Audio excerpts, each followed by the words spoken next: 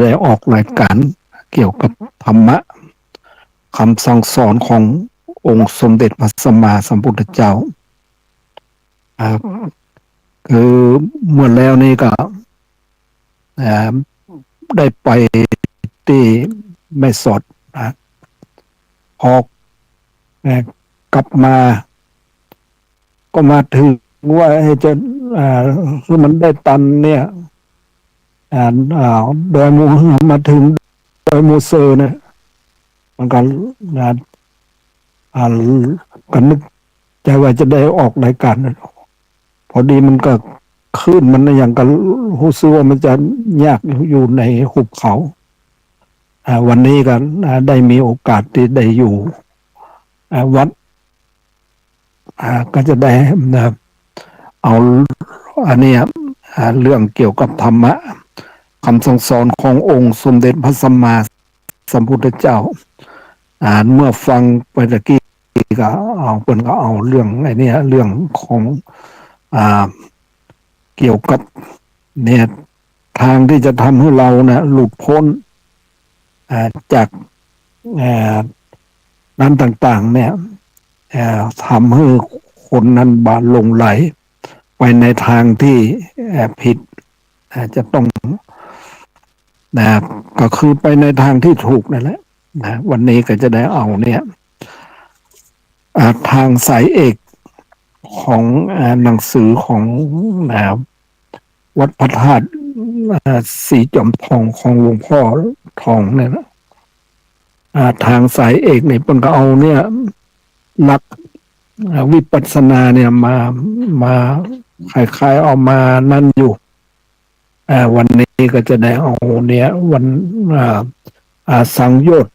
10นะสังโยชน์นี่แปลว่า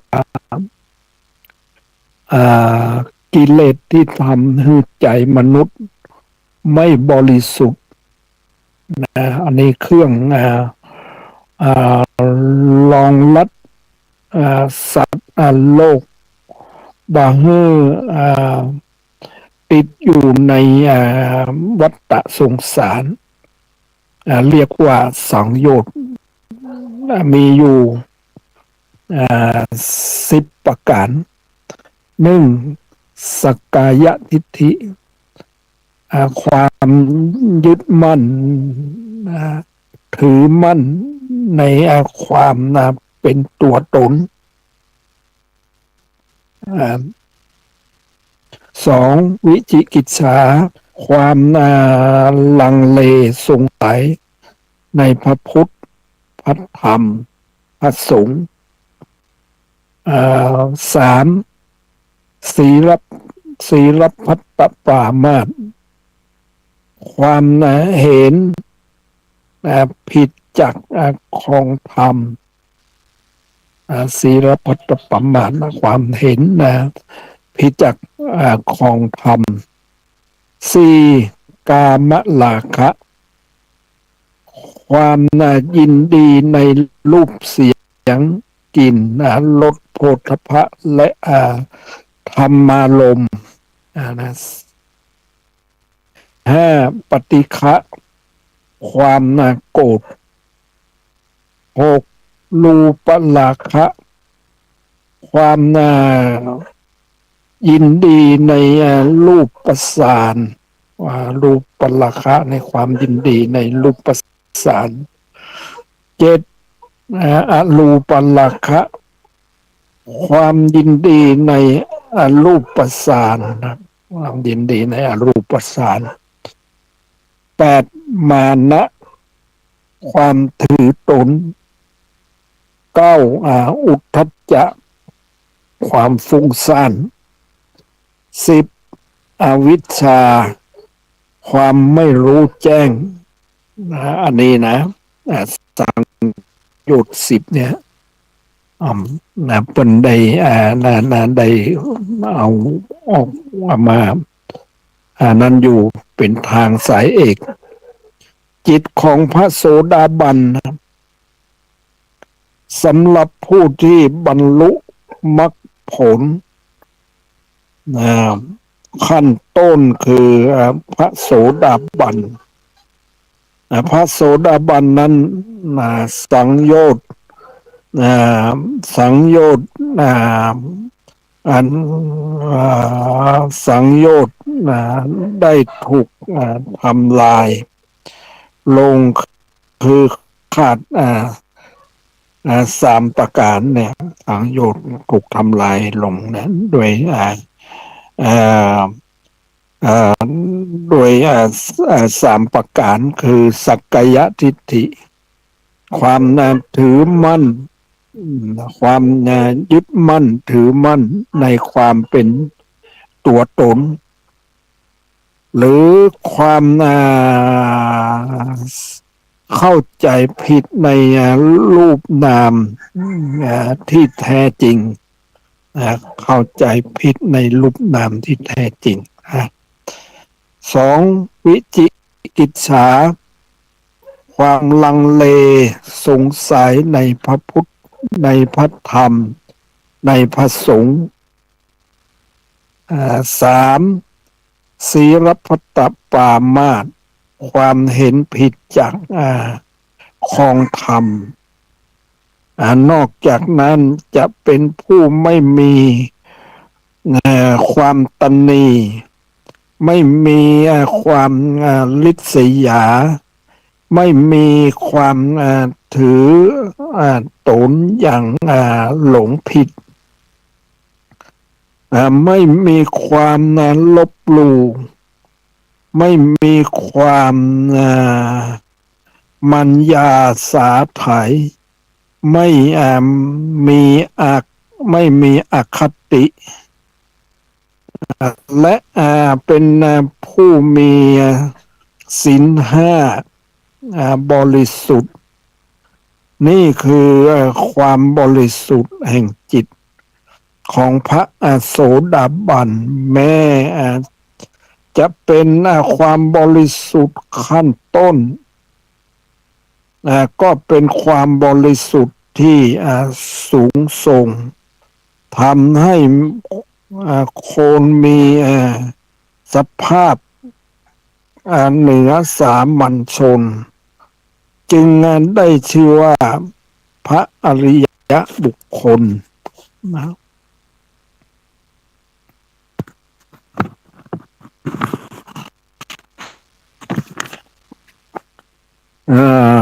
พระโสดาบันมีสามประเภทถ้าอินทรีย์แก่กล้าก็เป็นเอกพีซีจะกลับมาเกิดอีกเพียงชาติเดียวสองถ้าอินทรีย์ถ้าอินทรีย์ปานกลางก็เป็นการโกลังโกละคือจะกลับมาเกิดอีกเพียง2-3 ชาติสามถ้าอินทรีย์อ่อนก็เป็นสัตตคตุปรมะอาจจะกลับมาเกิดอีกเพียง7 ชาติเป็นอย่างสูงอันนี้อีกอันหนึ่งตามคติทางพุทธศาสนาผู้ที่ปฏิบัติผ่านญาณที่2คือปัจเจยปริคหญาณได้ชื่อว่าจุลโสดาบันเวลาจะตายถ้าญาณไม่เสื่อมจะไม่ตกอบายจะไปเกิดในสุคติโลกสวรรค์แต่ชาติที่3ไม่แน่นอนชาติที่3ไม่แน่นอนอาจจะตกอบายได้ถ้าไม่ได้ตกอ อบายถ้าไม่ได้ตกอบายต้องปฏิบัติวิปัสสนาต่อไปจนกระทั่งบรรลุอริยผลอริยบุคอริยมรรคอริยผลอันนี้เราก็ต้องเอามาพิจารณาดูเนี่ยจิตของพระสกทาคามีผู้ที่ปฏิบัติวิปัสสนากรรมฐานจนได้บรรลุมรรคขั้นกลางคือสกทาคามีจิตจะบริสุทธิ์กว่าจิตของพระโสดาบันกล่าวคือหนึ่งละสักยทิฏฐิได้อย่างเด็ดขาดสองละวิจิกิจฉาได้อย่างเด็ดขาดสามละศีลพัตตปรามาสได้อย่างเด็ดขาด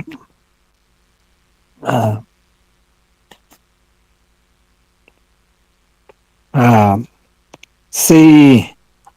กามราคะเหลืออยู่เพียงเล็กน้อยห้าปฏิฆะเหลืออยู่เพียงเล็กน้อยปฏิฆะเหลืออยู่เพียงเล็กน้อยและไม่พูดจาส่อเสียดหรือด่าแช่งรุนแรงตามคติทางพุทธศาสนาพระสกิทาคามีจะกลับมาเกิดอีกเพียงชาติเดียวก็บรรลุมรรคผลนิพพานอันนี้จิตของพระอนาคามีสำหรับผู้ปฏิบัติวิปัสสนากรรมฐานจนได้บรรลุมรรคสั้นสูงเป็นอนาคามีนั้นจิตจะบริสุทธิ์ยิ่งขึ้นไปอีกคือหนึ่งไม่มีสักยทิฏฐิสองไม่มีวิจิกิจฉาสามไม่มีศีลพัตตปรามาสสี่ไม่มีกามราคะห้าไม่มีปฏิฆะแต่ยังคงเหลือกิเลสชั้นละเอียดอีกห้าอย่างคือความยินดีในรูปราคะความยินดีในอรูปราคะความถือตัวถือตนในความเป็นจริงวงเล็บมานะสี่ความฟุ้งซ่านอุทธัจจะวงเล็บอุทธัจจะห้าความไม่รู้แจ้งวงเล็บอวิชชาความไม่รู้แจ้งในความเป็นจริงของชีวิต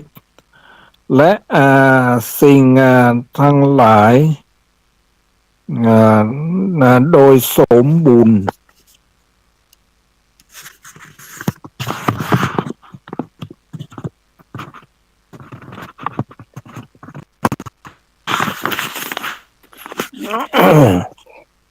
ความคติทางความคติทางศาสนา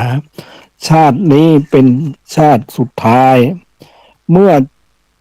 ละโลกนี้ไปแล้วจะไปเกิดในพรหมโลกชั้นสุทธาวาสเป็นแดนบริสุทธิ์ปราศจาก ลาคะปราศจากลาคะและจะสำเร็จเป็นพระอรหันต์ในภพนั้นนะจิตของพระอรหันต์สำหรับผู้ที่ปฏิบัติวิปัสสนากรรมฐานจนได้บรรลุมรรคผลชั้นสูงสุดในพระในพระอรหันต์นั้นสังโยชน์อันละเอียดประการที่ยังเหลืออยู่ในจิตของพระอนาคามีย่อมดับลงอย่างเด็ดขาดสิ้นเชิงแม้จะยังมีชีวิตอยู่ในโลกจิตของพระจิตของท่านก็บริสุทธิ์ปราศจากกิเลสทั้งปราศจากกิเลสทั้งมวลไม่มีโลภะไม่มีความโกรธไม่มีความหลงในไม่มีตัณหาอุปทานคงเหลือแต่เบญจขันธ์ถ้าเป็นฆราวาสในวันที่จะ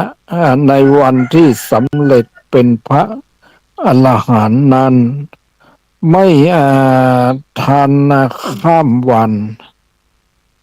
จำเป็นต้องบวชจำเป็นต้องบวชเป็นพระภิกษุสงฆ์มิฉะนั้นจะต้องดับขันธ์ปรินิพพานในวันนั้นทั้งนี้เพราะชีวิตของพระอรหันต์เป็นชีวิตที่บริสุทธิ์อย่างยิ่งไม่สมควรที่จะอยู่ในภูมิฆราวาสจะอยู่ได้ก็แต่ในภูมิพระภิกษุ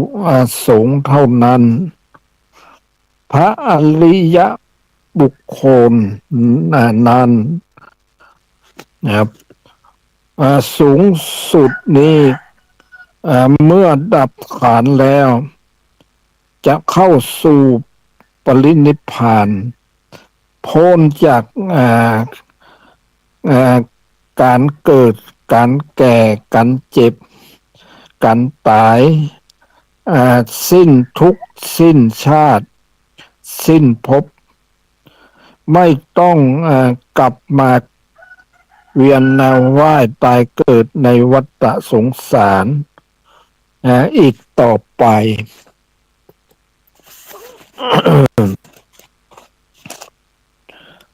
เนื่องจากมีความเข้าใจผิดอยู่ไม่น้อยผู้ที่บรรลุมรรคผลนิพพานนั้นจะต้องไม่โลภไม่โกรธไม่หลงจะต้องหันมาทางธรรมแต่อย่างเดียวจะหันมาทางธรรมแต่อย่างเดียวและบางทีก็เกิดบางทีก็คิดกันว่าจะต้องอยู่อย่างสันโดษไม่เกี่ยวข้องกับบุตรภรรยาหรือธุรกิจทั้งปวง ความจริงแล้วผู้บรรลุมรรคผลชั้นแรกเป็นพระโสดาบันนะนั้นแม้จะเป็นพระอริยบุคคลมีจิตใจสูงกว่าคนปุถุชนคนสามัญอย่างมากมายก็จริงและก็ยังมีความโลภความโกรธความหลงอยู่แต่เป็นชนิดที่ละเอียดชนิดที่หยาบนั้นได้หมดสิ้นไปแล้วความโลภความโกรธความหลงย่อมมีเหลืออยู่เป็นส่วนตามขั้นของอริยบุคคลและจะหมดสิ้นไปก็ต้องเมื่อเป็นพระอรหันต์เท่านั้นความสัมพันธ์ครอบครัวพระโสดาบันยังมีความสัมพันธ์ทางครอบครัวอยู่แต่เป็นไปในลักษณะที่สุขุมละเอียดขึ้นกว่าเดิมเพราะจิตเพราะมีจิตใจบริสุทธิ์ยิ่งขึ้นแม้จะบรรลุมรรคผลขั้นพระอนาคามีซึ่งกามราคะหมดไปโดยสิ้นเชิงปราศจากความสัมพันธ์ทางเพศแต่ความมั่นคงทางครอบครัวก็จะไม่เปลี่ยนแปลงไปเพราะกามเพราะกามลมณ์ไม่ใช่ความจำเป็นอันสูงสุดของครอบครัวเสมอไปสำหรับธุรกิจการงานนั้นถ้าบรรลุมรรคผลบรรลุมรรคผลพระโสดาบันหรือพระสกิทาคามีผู้ปฏิบัติคงประกอบต่อไปในลักษณะที่ดีกว่าแต่ก่อนแน่นอนเพราะทำไปด้วยจิตสะอาดและบริสุทธิ์ยิ่งขึ้นแต่ถ้าได้บรรลุมรรคผลเป็นพระอนาคามีซึ่งปราศจากกาม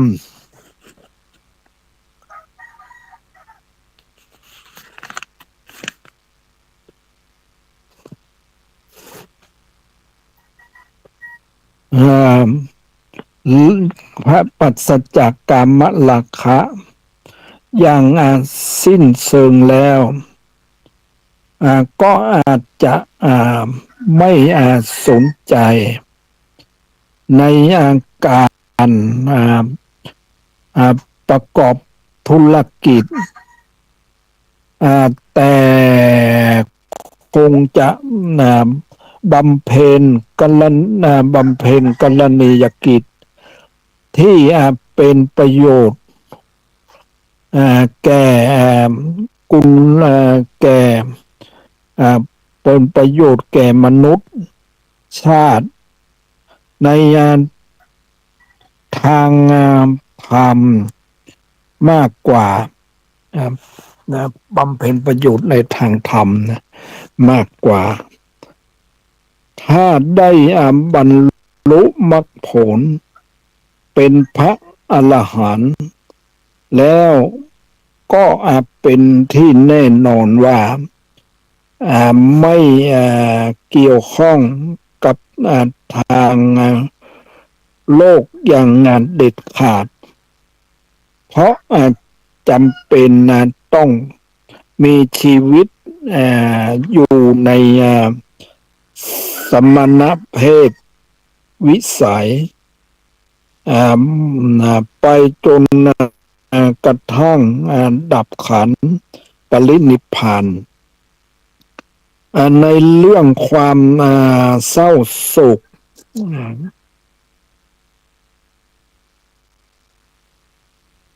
บรรดาในเรื่องความเศร้าโศกบางคนอาจคิดว่าเมื่อได้บรรลุมรรคผลเป็นพระอริยบุคคลแล้วหากมีการพัดพรากจากสิ่งที่รักก็คงจะไม่มีก็คงจะไม่มีการควรค่ำล่ำให้แต่ความจริงแล้วพระอริยบุคคลชั้นยุคพระอริยบุคคลชั้นต่ำยังคงมีความเศร้าโศกอยู่แต่น้อยกว่าปุถุชนคนสามัญกล่าวคือพระโสดาบันยังคงร้องไห้เมื่อสูญเสียสิ่งที่สุดรักดังจะเห็นว่าพระอานนท์เมื่อทราบว่าพระพุทธเจ้าเสด็จดับขันธ์ปรินิพพานก็ร้องไห้เพราะท่านยังเป็นพระโสดาบันอยู่อันนี้ถ้าพระสกิทาคามีความโศกเศร้าก็มีน้อยสำหรับพระอนาคามีย่อมไม่โศกเศร้าเพราะสูญเสียสิ่งที่รักเพราะกามราคะหมดสิ้นแล้วถ้าเป็นพระอรหันต์ความสะเทือนใจทั้งมวลไม่ว่า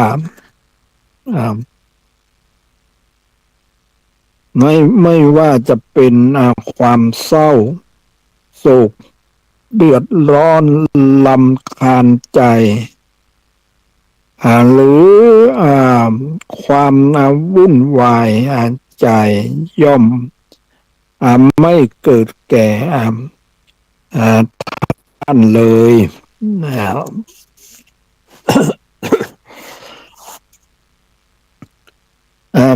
การปฏิบัติธรรมขั้นสูงเมื่อผู้ปฏิบัติได้บรรลุมรรคผลชั้นพระโสดาบันแล้วประสงค์จะปฏิบัติวิปัสสนาต่อไปเพื่อให้บรรลุมรรคผลชั้นพระมรรคผลชั้นที่สองคือสกิทาคามีมรรคสกิทาคามีผลเพื่อให้จิตบริสุทธิ์ยิ่งขึ้นให้ผู้ปฏิบัติเลิกอธิษฐานเข้าผลสมาบัติเสีย ให้เลิกให้ผู้ปฏิบัติเลิกอธิษฐานเข้าอนนาเข้าอนนาอธิษฐานเข้าผลสมาบัติเสียบูชาพระรัตนตรัยด้วยดอกไม้ธูปเทียนแล้วตั้งจิตอธิษฐานว่าข้าพเจ้าขอปฏิบัติวิปัสสนาเพื่อให้บรรลุสกิทาคามิผลกิทาคามิผลต่อจากนั้นให้ลงมือปฏิบัติได้เลยโดยให้เดินจงกรม6 ระยะ1 ชั่วโมงนั่งกำหนดพองหนอยุบหนอ1 ชั่วโมงสลับกันเช่นที่เคยปฏิบัติมาสิ่งที่น่าสังเกต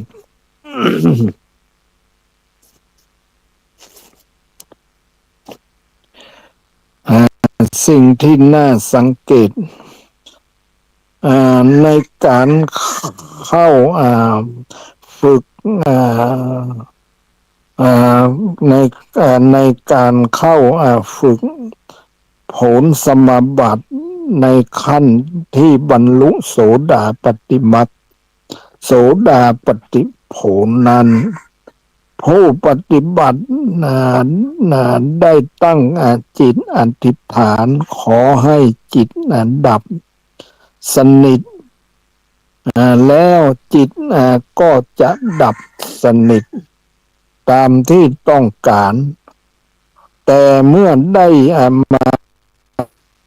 ตั้งจิตอธิษฐานใหม่ขอปฏิบัติเพื่อให้บรรลุมรรคผลชั้นที่ 2อาการที่จิตดับสนิทหรือเข้าผลสมาบัติจะไม่เกิดขึ้นแต่ลักษณะของอุทยพยญาณจะเกิดขึ้นก่อนคือจะเห็นอาการเกิดดับของอาการพองยุบขออาการพองยุบของท้องทำนองเดียวกับที่เกิดขึ้นในการปฏิบัติขั้นแรก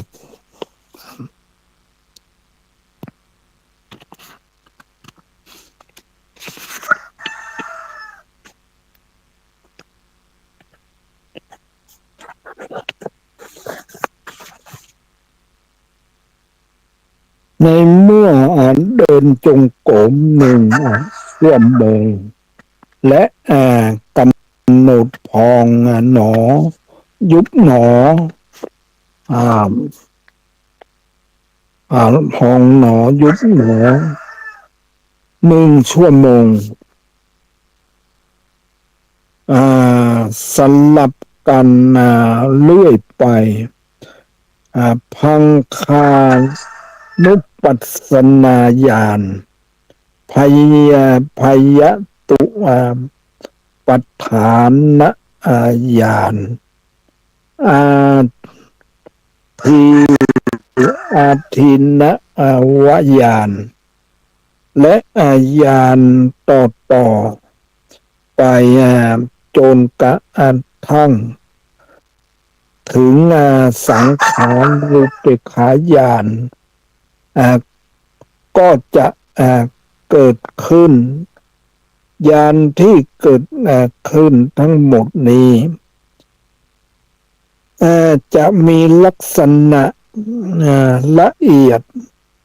ปานนีตและชัดเจนยิ่งการ ที่ปฏิบัติในการป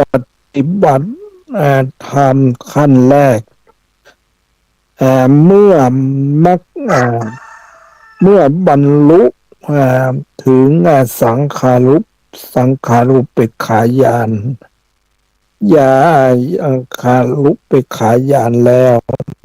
ถ้าผู้ปฏิบัติปรับอินทรีย์พละทั้งห้าคือศรัทธาวิริยะสติสมาธิปัญญาได้ส่วนได้ส่วนสมดุลกันแล้ว ผู้ปฏิบัติกิจ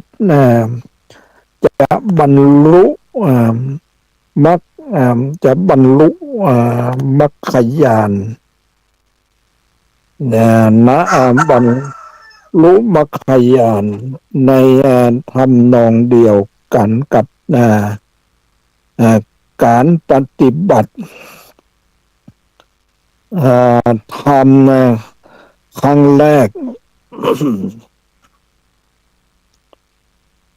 แต่ถ้าปรับอินทรีย์พละยังไม่ได้สมดุลกันถูกสมดุลกันญาณของผู้ปฏิบัติก็จะขึ้นลงอยู่ระหว่างเท่าระหว่างระหว่างอายุระหว่างอุทธัพพยญาณได้สมดุลกันญาณของผู้ปฏิบัติก็จะขึ้นลงอยู่ในระหว่างอุทธัพพยญาณและสังขารุปเปกขายานจนกว่าอินทรีย์พละจะได้ส่วนจะได้ส่วนบรรลุ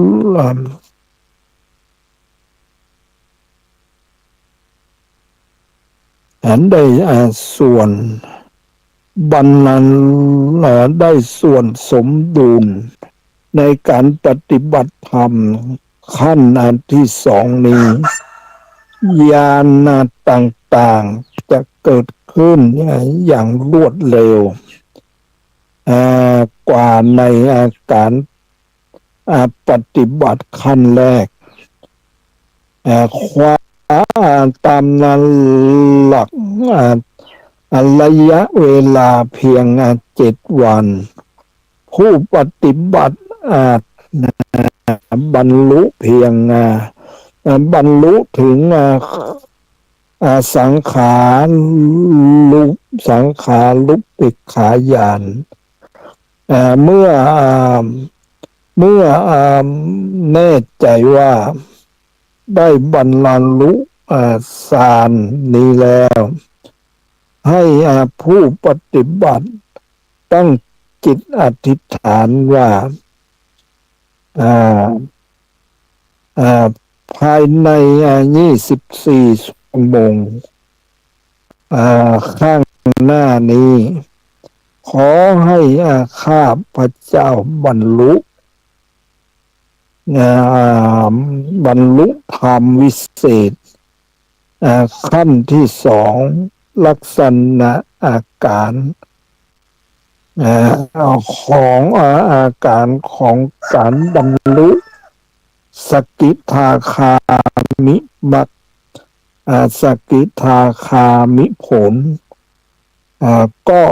เป็นเช่นเดียวกันกับการบรรลุโสดาปัตติมรรคโสดาปัตติผล นั่นเองจะต่างก็แต่ว่า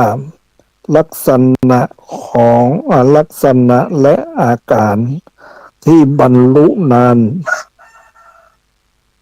ละเอียดและชัดเจนกว่าเท่านั้น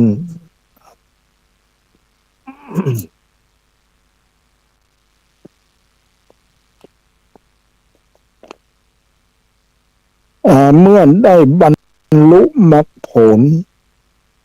ขั้นที่สองแล้วหากผู้ปฏิบัติจะทวนกลับมาฝึกเข้าผลสมาบัติก็ย่อมทำได้โดยตั้งจิตอธิษฐานเข้าผลสมาบัติต่อไป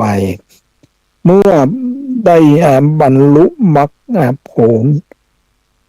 ขั้นกลางหรือขั้นที่สองเป็นขั้นที่สองนี้แล้วหากผู้ปฏิบัติไม่ประสงค์ที่จะชำระจิตให้บริสุทธิ์ยิ่งขึ้นต่อไปอีกไม่ต่อไปอีกไม่ต้องทำอะไรคุณธรรมของพระโสดาบันและพระพระสกิทาคามีจักคงมี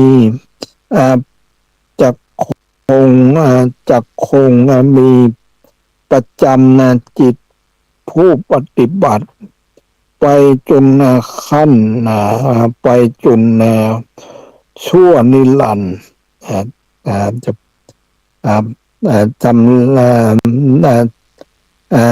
จำจิตผู้ปฏิบัติไปจนชั่วนิรันดร์และแต่ทางแต่หากผู้ปฏิบัติประสงค์จะปฏิบัติขั้นสูงคือขั้นที่สามเพื่อบรรลุมรรคผลเป็นพระอนาคามีก็จำต้องปฏิบัติทำให้ก็ต้องปฏิบัติในทำนองเดียวกันกับการปฏิบัติเพื่อบรรลุมรรคผลขั้นที่สองแต่ขอให้ระลึกไว้ด้วยว่าผู้ที่บรรลุมรรคผลเป็นพระอนาคามีนี้ต้องมีพระคณาอนาคามีนี้ต้องบริบูรณ์ด้วยสมาธิคือจะต้องเป็นผู้มีสมาธิ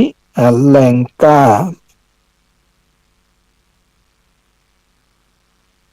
ผู้ที่เข้าผลสมาบัติ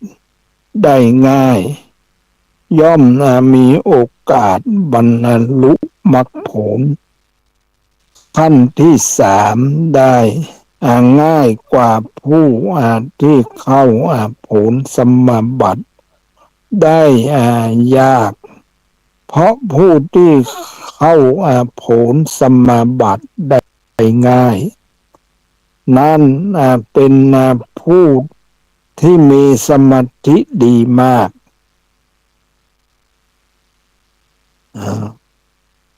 ผู้ปฏิบัติขั้นผู้ปฏิบัติธรรมขั้นที่สามนี้ญาณต่างๆที่เกิดขึ้นในการปฏิบัติขั้นที่สามก็มีลักษณะเดียวกัน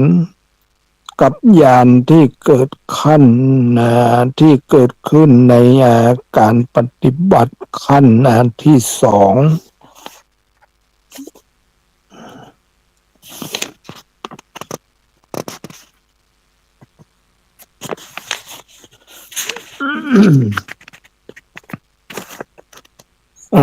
แต่ปัณณิตชัดเจนยิ่งขึ้นไปอีก เมื่อแน่ใจ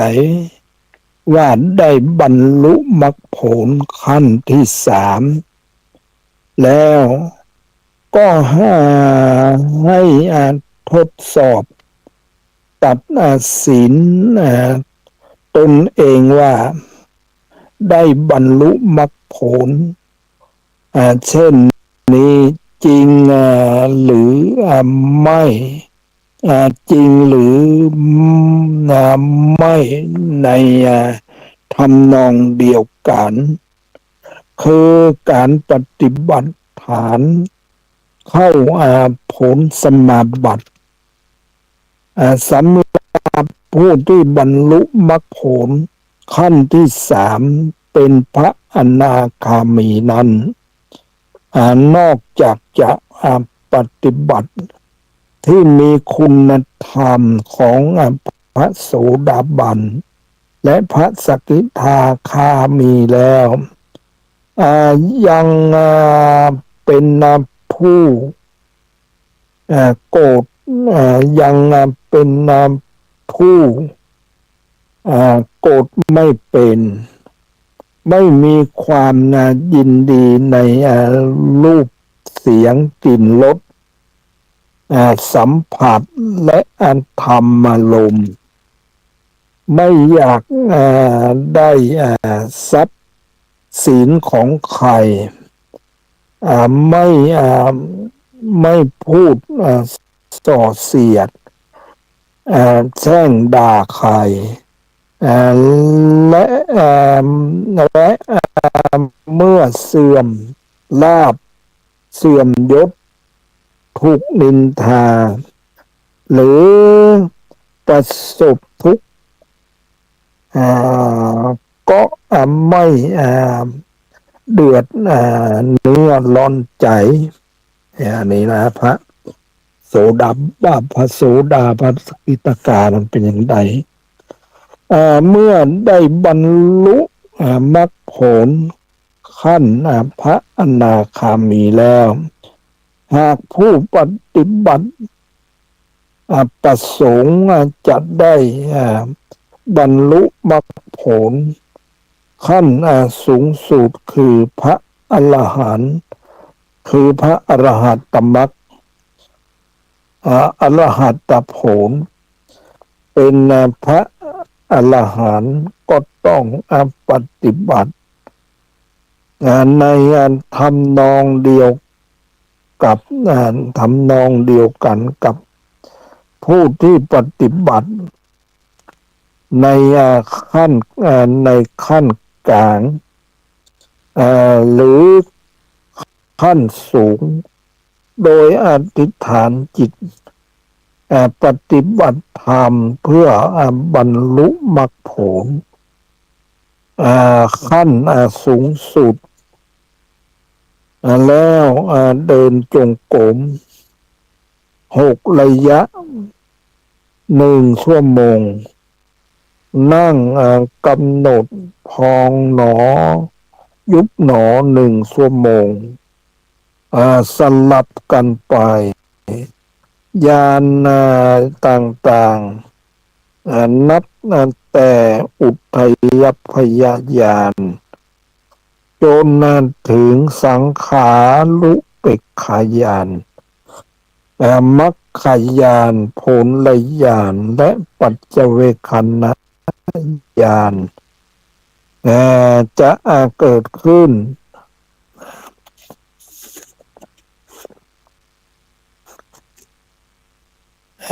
เป็นลำดับไป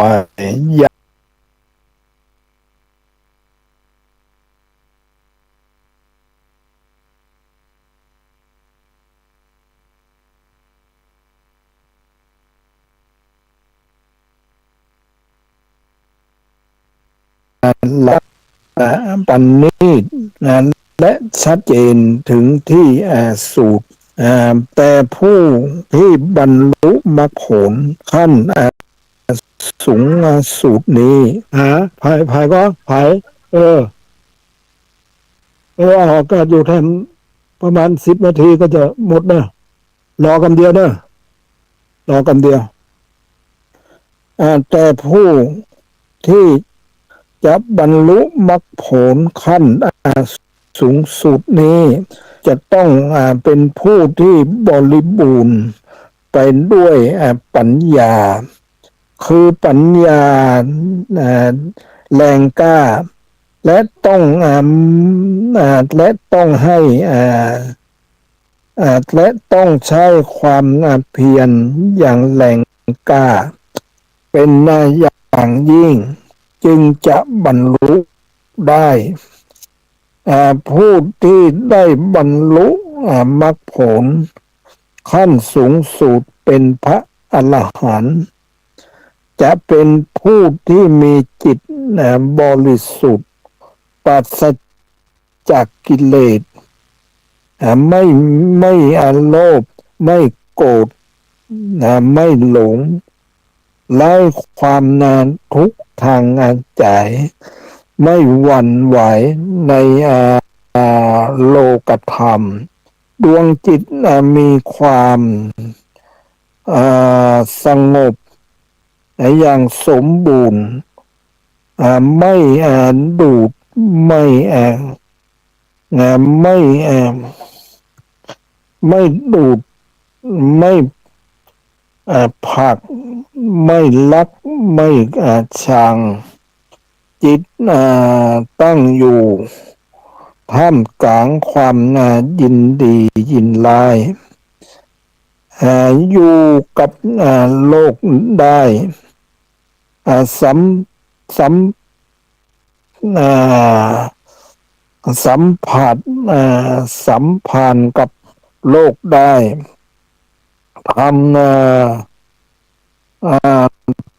ทำประโยชน์ให้กับโลกได้แต่จิตอยู่เหนือความยินดีใดๆทั้งสิ้นของโลกถ้าผู้ปฏิบัติได้บรรลุญาณต่างๆอย่างละเอียดและชัดเจนที่สุดและมีคุณธรรมครบถ้วนดังกล่าวนี้ก็ตัดสินตนเองได้ว่าได้บรรลุผลขั้นสูงสุดในขั้นสูงสุดเป็นพระอรหันต์แล้วผู้มีศรัทธาแก่กล้ามีความภาคเพียรเป็นอย่างดียิ่งและตั้งใจปฏิบัติโดยไม่หยุดยั้งเหมือนอย่างบุคคลในสมัยพุทธกาลแล้วก็หวังได้ว่าจะเพราะมีมรรคขั้นต่ำ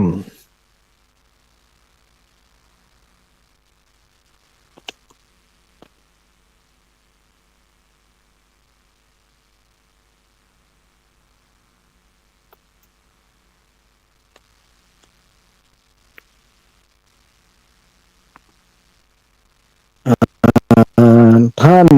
สาธุชนพุทธบริษัททั้งหลายทางที่จะให้จิตบริบูรณ์นั้นมีอยู่ทางเดียวคือทางที่สมเด็จพระบรมศาสดาทรงวางไว้ทรงวางไว้อันได้แก่สติปัฏฐานสี่ถ้าเราปรารถนาจะพาตนให้พ้นทุกข์ประสบสันติสุข อย่างแท้จริงแล้วขอจงปฏิบัติวิปัสสนากรรมฐานสี่นี้เถิดชีวิตก็จะเข้าถึงที่สุด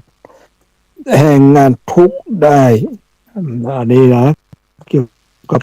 การเอาเรื่องการปฏิบัติมาเล่าในหนังสือของทางสายเอกเพื่อจะเข้าเพื่อได้ทบทวนดูไอ้เรานั้นมันจิตมันคล้องอยู่ที่ไหน